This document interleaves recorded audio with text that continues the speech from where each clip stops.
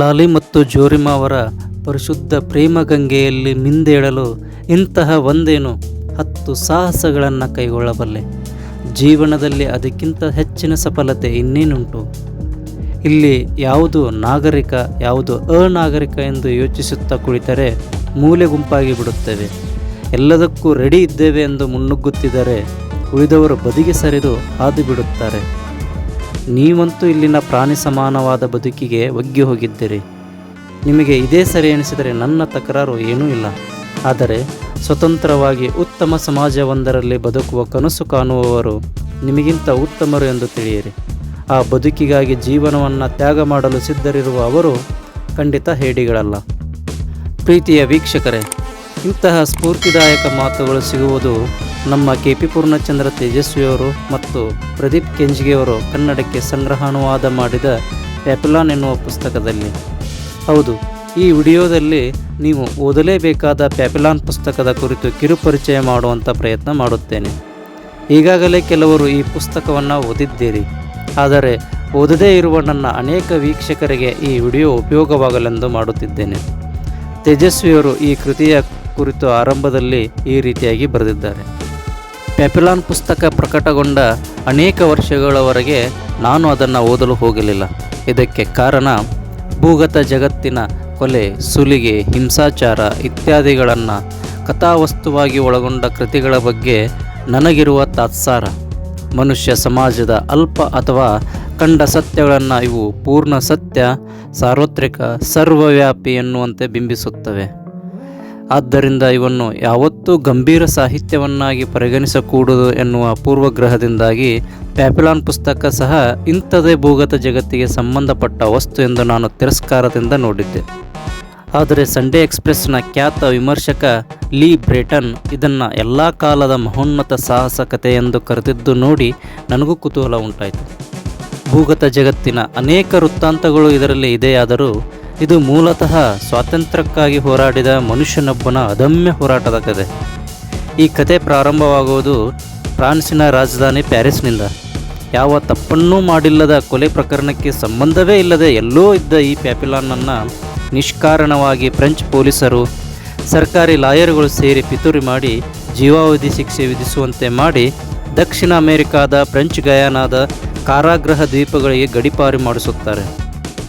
ಸಮಾನತೆ, ನ್ಯಾಯ, ಸ್ವಾತಂತ್ರ್ಯಗಳಿಗೆ ಆಧಾರ ಸ್ತಂಭವೆನಿಸಿದ್ದ ಫ್ರೆಂಚ್ ನಾಗರಿಕತೆಯೇ ಎಂತಹ ಕ್ರೂರ, ನಿರ್ದಯ, ಅಮಾನುಷ ವ್ಯವಸ್ಥೆಯನ್ನು ಕೈದಿಗಳ ನೆವದಲ್ಲಿ ಅಲ್ಲಿ ರೂಪಿಸಿತ್ತು ಎನ್ನುವುದು ಇಡೀ ಮನುಕುಲವನ್ನೇ ಬೆಚ್ಚಿ ಬೀಳಿಸುವ ಸಂಗತಿ. ಈ ದ್ವೀಪಗಳಿಗೆ ಹೋದ ಯಾವನೂ ತನ್ನ ಕಾರಾಗೃಹದ ಅವಧಿ ಮುಗಿಸಿ ಜೀವ ಸಮೇತ ಹಿಂದಿರುಗಿರುವುದಿಲ್ಲ. ಸುತ್ತ ವಿಶಾಲ ಸಾಗರದಿಂದ ಸುತ್ತುವರೆದಿದ್ದ ಈ ದ್ವೀಪಗಳಿಂದ ಪ್ಯಾಪಿಲಾನ್ನ 13 ವರ್ಷಗಳ ನಿರಂತರ ಹೋರಾಟ ಆರಂಭವಾಗುತ್ತದೆ. ಸೆರೆಯಿಂದ ತಪ್ಪಿಸಿಕೊಂಡು ಪಲಾಯನ ಮಾಡುವುದೊಂದೇ ಮೂಲ ಮಂತ್ರವಾಗಿದ್ದ ಪ್ಯಾಪಿಲಾನ್ ಅನೇಕ ಬಾರಿ ಮೈ ನೆವಿರೇಳಿಸುವಂತಹ ಸಾಹಸ ಮಾಡಿ ಪಲಾಯನ ಮಾಡುತ್ತಾನೆ. ಶಾರ್ಕುಗಳಿಂದ ಕಿಕ್ಕಿರಿದಿದ್ದ ಕೆರೆಬಿಯನ್ ಸಮುದ್ರದಲ್ಲಿ ತೇಲುವ ತೆಂಗಿನಕಾಯಿ ಮೂಟೆಯನ್ನು ಸಹ ತೆಪ್ಪದಂತೆ ಉಪಯೋಗಿಸಿ ಪರಾರಿಯಾಗಲು ಪ್ರಯತ್ನಿಸುತ್ತಾನೆ. ಮತ್ತೆ ಸಿಕ್ಕಿ ಬಿದ್ದಾಗ ಪರಾರಿ ಪ್ರಯತ್ನಕ್ಕಾಗಿ ಏಕಾಂತ ಶಿಕ್ಷೆಯನ್ನು ವಿಧಿಸುತ್ತಾರೆ. ಕರಿಕೂಪದ ಶಿಕ್ಷೆಯನ್ನು ವಿಧಿಸುತ್ತಾರೆ. ಏನೇ ಮಾಡಿದರೂ ತಪ್ಪಿಸಿಕೊಂಡು ಪಲಾಯನ ಮಾಡುವ ಹಂಬಲ ತೊರೆಯಲು ಪ್ಯಾಪಿಲಾನ್ಗೆ ಸಾಧ್ಯವಾಗುವುದೇ ಇಲ್ಲ. ಇದಕ್ಕೆ ಮುಖ್ಯ ಕಾರಣ ಪ್ಯಾಪಿಲಾನ್ಗೆ ತನ್ನನ್ನು ನಿಷ್ಕಾರಣವಾಗಿ ಸೆರೆಗೆ ತಳ್ಳಿದವರ ಮೇಲೆ ಇದ್ದ ರೊಚ್ಚು.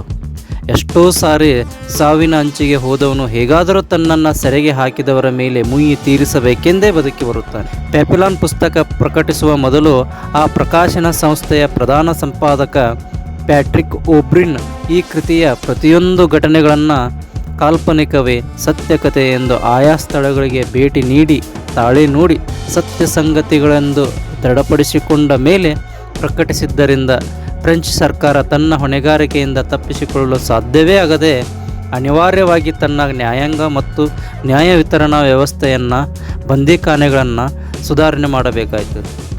ಇದೊಂದು 20ನೇ ಶತಮಾನದ ಸರ್ವಶ್ರೇಷ್ಠ ಸಾಹಸದ ಸತ್ಯಕತೆ.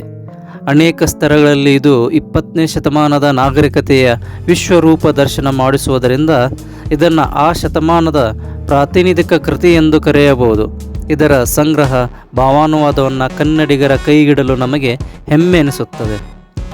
ಈ ರೀತಿ ಎನ್ನುತ್ತಾ ಮುನ್ನುಡಿಯನ್ನು ತೇಜಸ್ವಿಯವರು ಮುಗಿಸುತ್ತಾರೆ. ಆತ್ಮೀಯ ವೀಕ್ಷಕರೇ, ಈ ಪುಸ್ತಕ ನಿಮಗೆ ಓದಿನ ಆರಂಭದಿಂದ ಕೊನೆಯವರೆಗೂ ಕುತೂಹಲ, ಆಸಕ್ತಿ, ರೋಮಾಂಚನವನ್ನುಂಟು ಮಾಡುತ್ತಾ ಸಾಗುತ್ತದೆ. ನಿಮ್ಮ ಆತ್ಮೀಯ ಸ್ನೇಹಿತ ಪ್ಯಾಪಿಲಾನ್ ನಿಮ್ಮ ಪಕ್ಕದಲ್ಲಿಯೇ ಕುಳಿತುಕೊಂಡು ತನ್ನ ಪಲಾಯನದ ಪ್ರತಿ ಘಟನೆಯನ್ನು ಎಳೆ ಎಳೆಯಾಗಿ ವಿವರಿಸುತ್ತಿದ್ದಾನೆ ಅಂತ ನಿಮಗೆ ಅನಿಸುತ್ತದೆ. ಓದಿನ ಆಳಕ್ಕೆ ಇಳಿದಂತೆ ಪ್ಯಾಪಿ ತುಂಬ ಇಷ್ಟವಾಗುತ್ತಾ ಹೋಗುತ್ತಾನೆ. ಹಾಗೆಯೇ ಇಡೀ ಪುಸ್ತಕವನ್ನು ಓದಿ ಮುಗಿಸುವವರೆಗೂ ಆ ಘಟನೆಗಳ ಭಾವನೆಯಲ್ಲಿಯೇ ನೀವು ತೇಲಾಡುತ್ತೀರಿ. ಕೊನೆಯ ಭಾಗದ ಕೊನೆಯ ಪುಟಗಳನ್ನು ಓದುವಾಗ ಪುಸ್ತಕ ಇಷ್ಟು ಬೇಗ ಮುಗಿಯಬಾರದಾಗಿತ್ತು ಎನ್ನುವ ಭಾವ ನಿಮಗೆ ಮೂಡುತ್ತದೆ. ನಿಮ್ಮ ಮನಸ್ಸು ಇಷ್ಟಕ್ಕೆ ಸುಮ್ಮನಾಗದೆ ಪ್ಯಾಪಿಲಾನ್ನ ಬಗ್ಗೆ ವಿಶೇಷವಾಗಿ ಆಲೋಚಿಸುವಂತೆ ಖಂಡಿತ ಮಾಡುತ್ತದೆ. ಈ ಪುಸ್ತಕದಲ್ಲಿ ಪ್ಯಾಪಿ ತನಗೆ ತಾನೇ ಹೇಳಿಕೊಳ್ಳುವ ಮಾತುಗಳು ಓದುಗರಿಗೆ ಸ್ಫೂರ್ತಿ ತಂದುಕೊಡುತ್ತದೆ. ಅಂತಹ ಅನೇಕ ಮಾತುಗಳಲ್ಲಿ ಕೆಲವು ಮಾತುಗಳು ನಿಮಗೋಸ್ಕರ. ಇಂತಹ ಇನ್ನೆಷ್ಟೋ ಆಘಾತಗಳನ್ನು ತಡೆದುಕೊಳ್ಳುವಷ್ಟು ಸ್ಥೈರ್ಯ ನನ್ನ ಇದೇ ಗುಂಡಿಗೆಯಲ್ಲಿದೆ. ಎಲ್ಲರನ್ನೂ ಎದುರಿಸುವ ತಾಕತ್ತಿದೆ ನನ್ನಲ್ಲಿ. ನನ್ನ ಹೋರಾಟ ಈಗಿನಿಂದಲೇ ಪ್ರಾರಂಭಿಸುತ್ತೇನೆ, ನೋಡುತ್ತೀರಿ. ದೇವರು ನನ್ನನ್ನು ಸೃಷ್ಟಿಸಿರುವುದು ಈ ರೀತಿಯ ಬಹಿಷ್ಕರಿಸಿದ ಜೀವನವನ್ನು ನಡೆಸುವುದಕ್ಕಲ್ಲ, ನನ್ನ ಆಪ್ತೇಷ್ಟರ ನಡುವೆ ಸುಖ ದುಃಖ ಹಂಚಿಕೊಂಡು ತಲೆ ಎತ್ತಿ ಬದುಕುವುದಕ್ಕೆ. ಅದು ನನ್ನ ಜೀವನದ ಗುರಿ, ಅದನ್ನು ಸಾಧಿಸಲೇಬೇಕು. ಈ ಪುಸ್ತಕದಲ್ಲಿ ಬರುವ ಕ್ಲಾಸೇಟ್ ಎನ್ನುವ ವ್ಯಕ್ತಿ ಪ್ಯಾಪಿಲಾನ್ಗೆ ಈ ರೀತಿ ಹೇಳುತ್ತಾನೆ: ಅಬ್ಬಾ ಪ್ಯಾಪಿ, ನಾನಂತೂ ನಿನ್ನಂತಹ ವ್ಯಕ್ತಿಯನ್ನು ಈ ಜೀವಮಾನದಲ್ಲಿ ಕಂಡಿಲ್ಲ. ನಿನ್ನನ್ನು ಕಟ್ಟಿ ಹಾಕಲು ಆ ಬ್ರಹ್ಮನ ಕೈಯಲ್ಲೂ ಸಾಧ್ಯವಿಲ್ಲ ಬಿಡು. ಅದ್ಯಾವ ರೀತಿಯ ಚೇತನ ನಿನ್ನದು ಅಂತ. ನನ್ನ ದೃಷ್ಟಿ ಗಮನ ಎಲ್ಲ ಕೇಂದ್ರೀಕೃತವಾಗಿರುವುದು ಕೇವಲ ಒಂದೇ ಒಂದು ಉದ್ದೇಶದಡಿಗೆ, ಅದು ಪಲಾಯನ. ಉಳಿದ ವಿಷಯವೆಲ್ಲ ಉಂಡೆಸೆಯುವ ಬಾಳೆ ಎಲೆಯ ಹಾಗೆ. ಪರವಾಗಿಲ್ಲ ಪ್ಯಾಪಿ, ಗಟ್ಟಿ ಎದೆಯ ಗಂಡು ಅಂದರೆ ನೀನು. Keep it up. ಇಲ್ಲ, ನಾನು ಮಾತ್ರ ನನ್ನ ದೇಹದಲ್ಲಿ ಚೈತನ್ಯದ ಕೊನೆಯ ಬಿಂದು ಇರುವವರೆಗೂ ಹೋರಾಡುತ್ತೇನೆ. ನನಗಂತೂ ಉತ್ಸಾಹದ ಕೊರತೆ ಎಂಬುದು ನನ್ನ ಜೀವಮಾನದಲ್ಲೇ ಇಲ್ಲ.